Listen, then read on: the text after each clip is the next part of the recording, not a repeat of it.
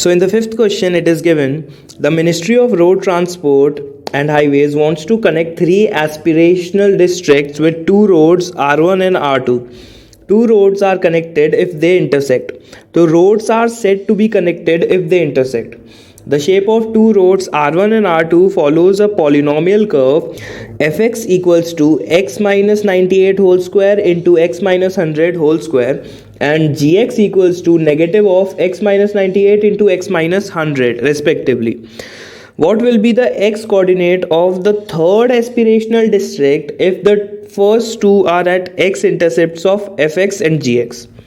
So here you can clearly see that fx and gx intersect at the same point on x-axis, that is x equals to 98 and x equals to 100. Both the graphs pass from the same points. Okay, so now what we are going to do is we are going to plot the graph. So let's form the axis first. Okay, so as we can clearly see that 98 and 100 are the points, so let's consider this as 98 and this as 100 on number line. So we can clearly see that after 100 fx is positive, and so fx is positive, we'll plot fx with blue. Then the power is even, so it still remains positive, and then again the power is even of 98, so still remains positive. So the graph will roughly look like this one. Okay, the graph would be like this W plot. Now for gx, we can clearly see that after 100 it will be negative, then the power of 100 is odd, so the sign will change, so it will be positive, and then again the sign will change because the power of x minus 98 is odd, so it would be negative. Okay, so the graph would look like this. It's a quadratic, so it will look like this. And since the question says that they are going to connect three villages, it should touch at some point, so I am guessing it will touch at this point. Okay, and we can figure this out mathematically by putting fx equals to gx. So let's calculate this. So fx equals to gx is going to be x minus 98 square into x minus 100 square equals to x minus 98 x minus 100 negative. So square cancels out and we find out x minus 98 x minus 100 equals to 0. Sorry, this comes out to be 1. Okay, so now on calculating you will find out that on x equals to 99 y will come out to be 1. So this point comes out to be 99, 1, which is common in both the graphs fx as well as gx. So the question was x coordinate of the third aspirated district. So the answer is going to be 99. So let's move to the next question. Okay, so in question number 6 we are given choose the correct option of the following. So basically we have to solve all the options. So the first option is there are infinitely many polynomials px of degree 3 such that p4 equals to 0, p5 equals to 0 and p6 equals to 0. So basically we are given three roots and it is telling us that there can be infinitely many polynomials. So this is true. I can write a polynomial as x minus 4, x minus 5 and x minus 6. Basically this polynomial gives 0 for x equals to 4, x equals to 5 and x equals to 6, and I can put a constant a in front of it where a can be 1 or 2 or 3 or it can be any number forming infinitely different polynomials. So basically first option is true. We can have infinite polynomials. Then let's move to the second one. So the second option is the number of turning points of fx is equals to 4. So basically the number of turning points is 1 less than the number of roots. So it has roots as x equals to 2, 8, 12 and 16, but actually 16 is repeated two times because it has degree as 2. So basically instead of having 3 turning points, we are going to have 4 turning points. So this is also true. Okay, now third option, the remainder of fx equals to 0.01 into 2 minus x minus 8 into x minus 12 into 16 minus x whole square divided by x minus 16 whole square is 0. So basically this is true because 16 minus x square or x minus 16 square, that means it is a factor. Only difference will be that the quotient will be negative. So the quotient will come out to be minus of 0.01, 2 minus x minus 8 and x minus 12. This will be the quotient and remainder will be 0. So this is correct. Let's move to the last option, option 4. The function gx is equals to minus 0.01, 2 minus x minus 8, x minus 12, 16 minus x is positive in restricted domain 2, 8 union 12, 16. So let's plot this down. So let's form the number line. So let this be the number line. So this is 0, then 1, 2, 3, 4, 5, 6, 7, 8, 9, 10, 11 and 12. Okay, we have to go till 16. So let this be 16. Then we have roots as this can be treated as x minus 2 and this negative will disappear. So 2 will be one of the roots, 2.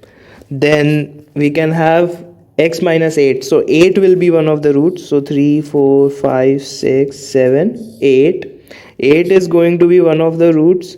Then 12 is going to be one of the roots and 16 is going to be one of the roots. Okay, so we can clearly see that after 16 the graph is going to be positive.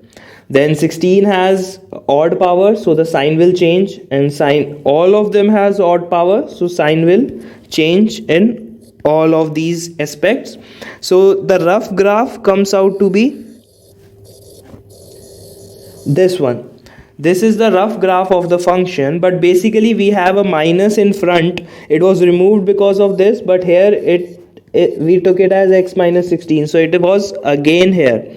So we have a minus, so we will consider the opposite of it. So the function is positive in 2 to 8. Yeah, definitely, because the real function is going to be this one, because there is a minus. So from 2 to 8 the function is positive, this is correct, and from 12 to 16 it is also positive. So D option also comes out to be true. So the conclusion is that all the 4 options are correct. Let's move to the next question. In the 7th question we are given, consider a polynomial function px is equals to 1 by 100, that is 0.01 into x minus 1 into 2 minus x into 3 minus x square into x minus 4 into x into 1 plus x into x plus 2 whole square. So let's just write this in a simpler form. So let's take x initially. So x into x minus 1 into x minus 2. So a minus sign comes out because we are taking minus common here. Okay, then it is x minus 3, but a minus sign won't come out because it is square. Then it is x minus 4, then x plus 1 and x plus 2 whole square. So basically we are going to plot this to identify the characteristics as given in the options. So let's do it. So these are the roots and let's plot this. So we can clearly see that after 4, like if we take value 5 or 6, it is going to be positive. X minus 4 has odd power, so the sign will change. Then x minus 3 has even power, so sign will remain same. X minus 2 has odd power, so sign will change. X minus 1 also has odd power, so sign will change. X0 has odd power, so again sign will change. Then x plus 1 has odd power, so again sign will change, and x plus 2 has even power, so sign won't change. So the rough graph comes out to be, but actually there's one catch. we are initially having a negative here. We are initially having a negative sign here, so the graph will come out to be a mirror image from the x-axis. So the actual graph will come out to be it will be positive here, then positive, then negative, then positive, then negative, then positive, then negative. I exactly did the opposite because we are multiplying a negative sign here. So negative, negative, this becomes positive, this becomes positive, this becomes negative, this becomes positive, this becomes negative, positive, positive, and this becomes negative. So our graph is according to that. Now let's read out the options. So the first option is there are exactly 8 points on px where the slope of tangent is 0. Okay, so the slope of tangent is 0 at first this point, then second this point, then third this point. I hope you know that the slope of tangent is 0 when the tangent is drawn like this. Okay, so fourth point, fifth point, and then okay, we drew the graph a little bit wrong here. It would be like this because it is going to touch the x-axis at 3. Okay, so we have a sixth point, seventh point, this one, okay, and eighth point. So yeah, this option is correct. We are having exactly 8 points where the slope of tangent is going to be 0, and you don't have to count this every time.